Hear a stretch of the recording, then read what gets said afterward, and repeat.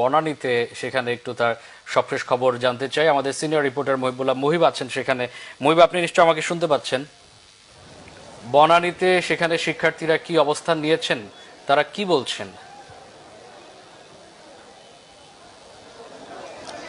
মামুন, আমি রয়েছে এই মুহূর্তে কাকুলি ফুটওভার ব্রিজের উপরে। আপনাকে একটি বিষয় জানিয়ে রাখি, আজকে যেহেতু কারফিউ চলছে, সেই কারফিউ ভেঙে জনসমুদ্র ছুটে যাচ্ছে গণভবনের দিকে। আপনাকে একটু দেখাতে চাই, চোখ যতদূর যায় শুধু মানুষ আর মানুষ। আমরা বনানীর থেকে ঠিক এই মিছিলের পেছন যে কোথায় সেটি আসলে কারো পক্ষেই বলা সম্ভব নয়, কারণ আমরা কারো কাছে শুনেছি এই মিছিল টঙ্গী পর্যন্ত, কারো কাছে শুনেছি এটি তার চেয়েও বেশি।